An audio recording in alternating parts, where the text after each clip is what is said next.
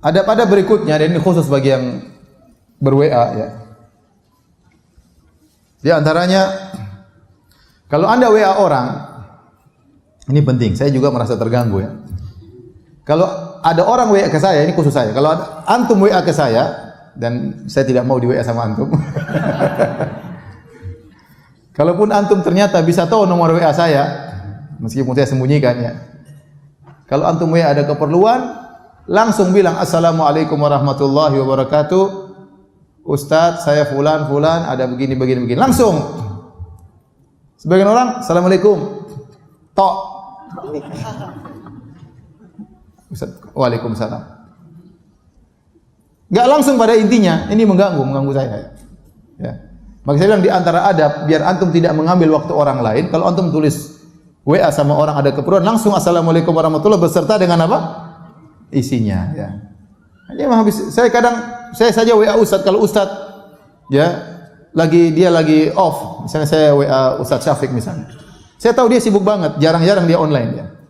Ya, jarang-jarang dia online karena saking sibuknya. Kemarin saya WA beliau ternyata lagi di Merauke.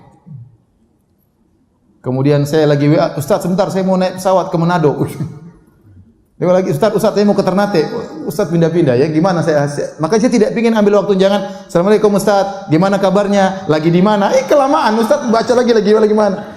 Langsung saya kirim surat pesan suara, Ustaz gini. Begitu dia dengar dia tahu maksud saya. Kita tidak ingin mengambil waktu orang maksud saya.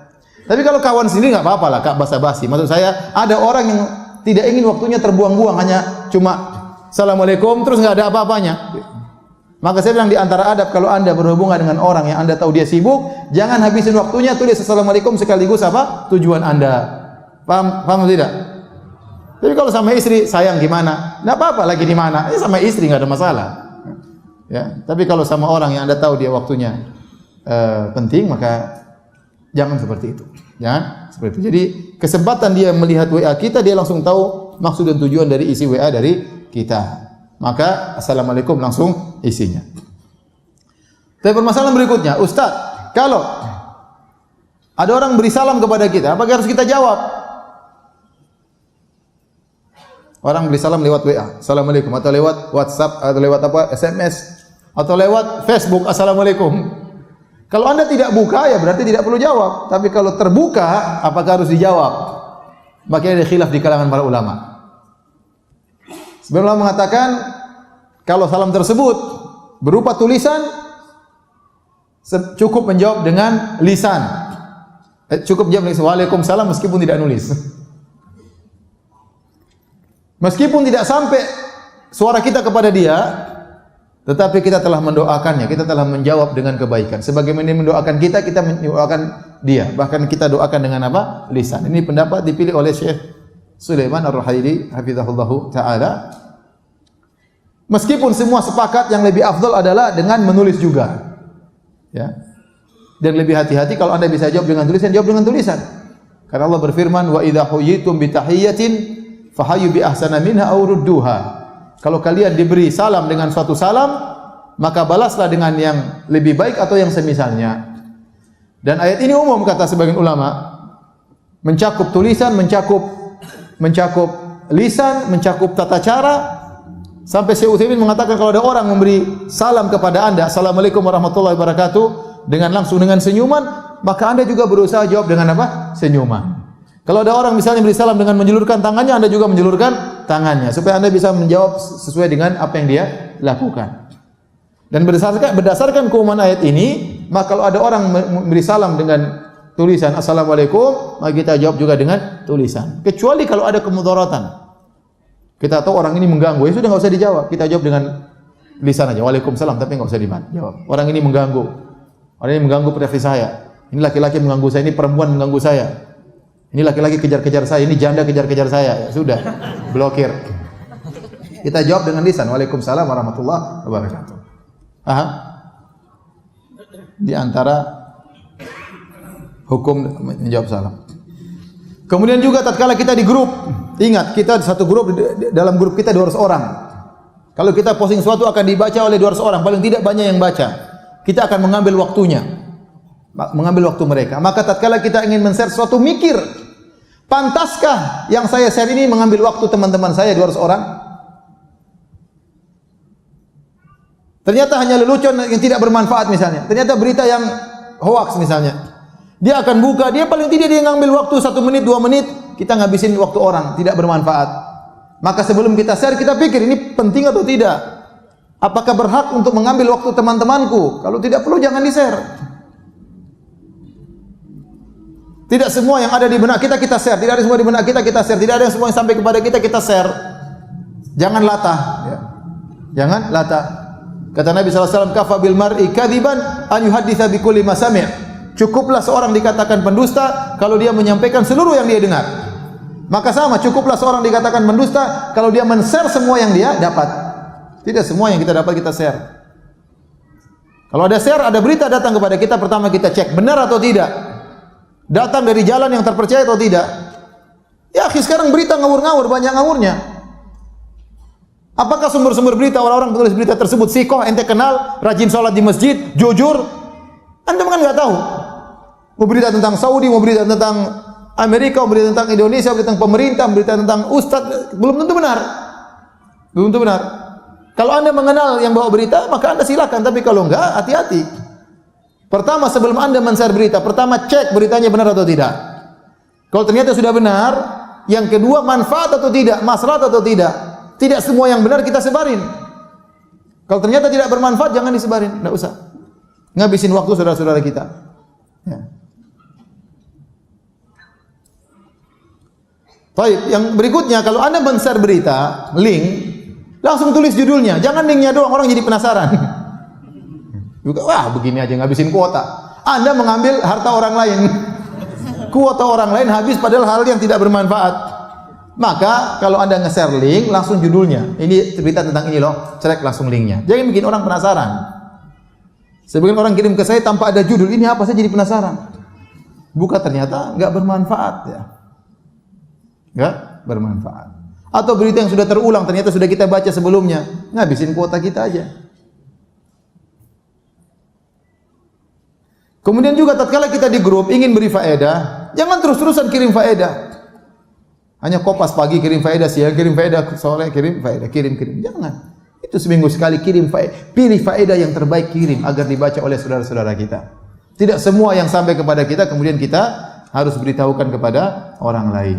Ya. Kita dalam grup, kita misalnya seorang wanita yang sangat perhatian, misalnya dengan kecantikan. Ada berita sampai kepada kita, menurut kita sangat penting. Mungkin bagi orang lain tidak penting. Ternyata ini ada obat supaya bisa menurunkan berat badan. Terus kita kirim ke grup, padahal yang grup semua kurus-kurus. Cuma kita sendiri yang gemuk. Ya ngapain kita sebarkan di grup? Kalau ternyata di grup yang gemuk cuma 2 orang, kirim aja japri kepada 2 orang itu. Ngapain kirim ke grup? Kita tahu orang grup kurus-kurus semuanya. Maksud saya tidak semua yang menurut kita penting itu juga penting bagi orang lain. Harus kita pikirkan penting enggak bagi orang lain. Tidak semua penting yang bagi kita penting bagi orang lain. Kemudian juga kalau ngirim berita, ngirim waktu-waktu yang tepat.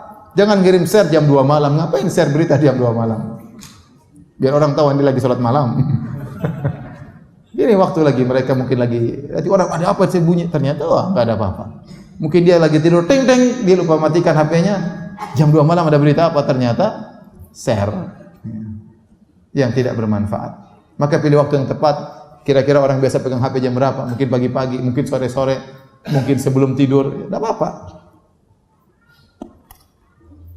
Kemudian, kalau Anda ternyata dalam grup akhwat, hati-hati. Misalnya Anda punya grup 20 orang, semua teman-teman lama, teman-teman sekolah dulu, yang mungkin saling tukar-tukaran foto di grup. Hati-hati, jangan dilihat sama suami. Jangan dilihat oleh suami, tidak boleh. Ya. Berita apa, Ma? Enggak usah tahu. Ini khusus buat akhwat, enggak boleh. Ya. Karena jangan sampai kita memperlihatkan teman-teman kita yang cantik-cantik sama suami kita. Ya. Siapa tahu suami kita tertarik kan repot nanti. Enggak boleh. Rasulullah SAW mengatakan dalam hadisnya, la tubashirul mar'atul mar'ata fatan'atuha li zawjiha ka'annahu yanzuru ilaiha. Janganlah seorang wanita bertemu dengan wanita lain, kemudian dia pulang ketemu suaminya, dia ceritain, Mas, tadi saya ketemu perempuan gini. Seakan-akan sang suami lihat langsung wanita tersebut. Ini tidak boleh oleh Nabi SAW. Nanti buat suaminya penasaran. Tadi perempuan Masya Allah mas, mancungnya luar biasa, putihnya luar biasa. Siapa? Suaminya penasaran. Wong diceritakan saja nggak boleh, apalagi lihat langsung.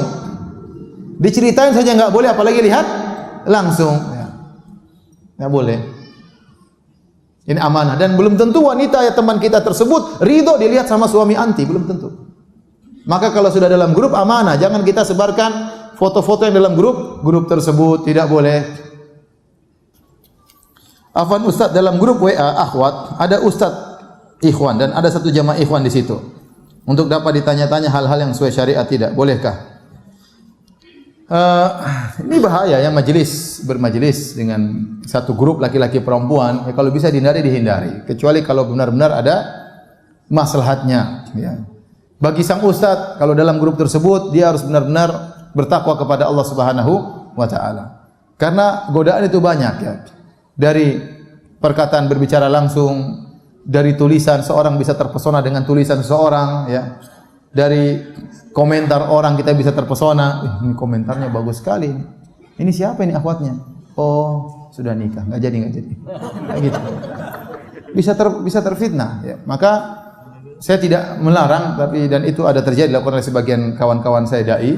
Dia buat grup, kemudian dia jadi ustadznya di situ, grup untuk para wanita. Maka saya sangat menganjurkan dalam kondisi demikian, istrinya masuk dalam grup tersebut. Kalau bisa tidak terjadi seperti ini, bercampurnya laki-laki perempuan dalam satu grup, itu yang terbaik. Kalau seandainya harus terpaksa ada, maka sang ustadz di grup tersebut, ya, dan istrinya juga ada di situ. Tapi saya sangat tidak menganjurkan. Kalau saya menganjurkan, bikin grup sama istri ustadz, nanti istri yang tanya sama ustadznya. Ya. Terutama dalam grup tersebut ternyata sebagian akhwat ada yang pasang fotonya di profile picture-nya ya, kelihatan wajahnya ya. Dia tidak maksud apa-apa, tapi kan ustadz juga bisa tergoda. Ustadz juga manusia ya, ukhti. Ya. Jadi sejauh mungkin kita bisa tidak bercampur laki-laki perempuan satu grup, itu lebih baik. Bagaimana Ustaz jika ana di dalam anggota grup WA kantor? Dalam isi WA kadang suka ada yang kirim gambar atau konten negatif walau hanya bercanda. Ana berniat keluar dari grup WA, namun dalam grup WA tersebut sumber informasi tentang informasi pekerjaan di kantor. Bagaimana solusinya Ustaz? Syukran. Jazakallahu khairan. Caranya bisa kita japri kepada orang tersebut, nasihat secara baik-baik agar dia mengerti. Mungkin dia tidak ngerti ya, kita perlu nasihati. Sampaikan baik-baik gimana kabarnya. Mohon maaf saya terganggu dengan konten tersebut. Kalau bisa lain kali jangan disebarkan di grup. Mohon maaf ya. Dengan kata-kata yang halus ya. Kalau ternyata dia tidak berubah dan terus mengirim hal yang negatif, maka kita keluar saja, sampaikan kepada salah satu teman kantor kita. Mohon kalau ada berita yang baik tolong share ke saya. Kalau ada informasi yang penting tentang kantor tolong share ke saya.